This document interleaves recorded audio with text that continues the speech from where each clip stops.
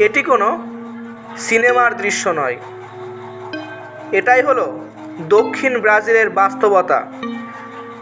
2024 সালের শেষ ভাগ থেকে 2025 সাল পর্যন্ত এই অঞ্চলের জর্জরিত হলো ইতিহাসের সবচেয়ে ভয়াবহ বন্যায়।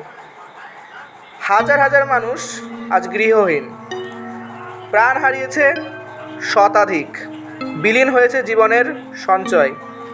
আর এই ট্র্যাজেডির পেছনে লুকিয়ে আছে আমাদের যুগের সবচেয়ে বড় সংকট, সেটি হলো জলবায়ু পরিবর্তন, যা সব কিছুকে ধ্বংস করে দিয়ে গেছে নিমেষে। 2024 সালের অক্টোবর, সাধারণত এই সময় দক্ষিণ ব্রাজিলে কিছুটা বৃষ্টি হয়, কিন্তু এবার শুরু হলো অনিয়ন্ত্রিত বর্ষণ। মাত্র 3 দিনে নামলো 6 মাসের সমান বৃষ্টি।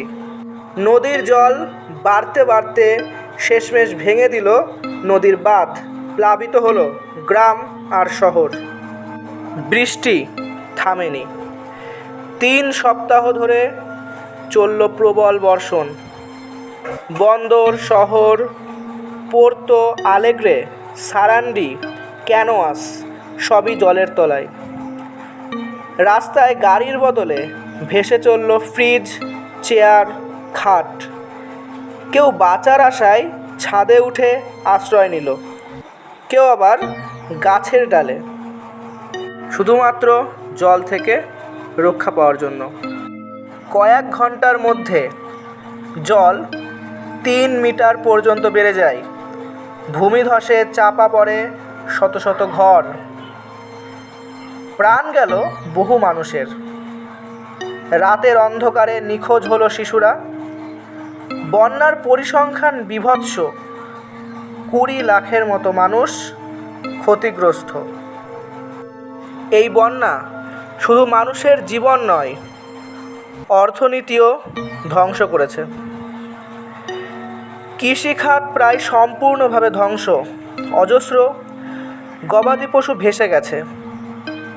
ফ্যাক্টরি, দোকান, হোটেল সবই ক্ষতিগ্রস্ত।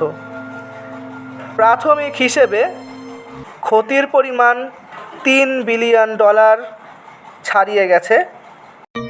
বিজ্ঞানীরা বলেছেন এমন বন্যা ক্রমেই বারবার ঘটবে। তার প্রধান কারণ গ্লোবাল ওয়ার্মিং। উষ্ণ সমুদ্রপৃষ্ঠ আরও বেশি আর্দ্রতা যোগায় বায়ুমণ্ডলে, ফল দীর্ঘস্থায়ী অতিবৃষ্টি ও ভয়াবহ বন্যা। ব্রাজিলের এই বিপর্যয় জলবায়ু পরিবর্তনের একটি জাগ্রত উদাহরণ। সবচেয়ে অন্ধকার সময়েও আলো আসে। হাজারো স্বেচ্ছাসেবী, চিকিৎসক, দমকল কর্মী এগিয়ে আসে। দেশের নানা প্রান্ত থেকে মানুষ খাবার ও অর্থ পাঠায়। একসঙ্গে থেকে মানুষ প্রমাণ করেছে মানবতা বেঁচে আছে। এটা শুধু প্রাকৃতিক বিপর্যয় নয়, এটি একটি সতর্ক বার্তা। জলবায়ু পরিবর্তনের অভিঘাতকে আর উপেক্ষা করা যাবে না। নতুন প্রজন্মকে পরিবেশ রক্ষার বার্তা দিতে হবে, ভবিষ্যৎ যাতে আরও ভয়াবহ না হয়। এই আমাদের দায়িত্ব, এই বার্তাই সবাইকে দিতে হবে। ভিডিওতে দেওয়া তথ্যগুলি দ্বারা উপকৃত হলে এবং ভিডিওটি ভালো লাগলে চ্যানেলটিকে অবশ্যই সাবস্ক্রাইব করে আমাদের পাশে থাকবেন। ধন্যবাদ।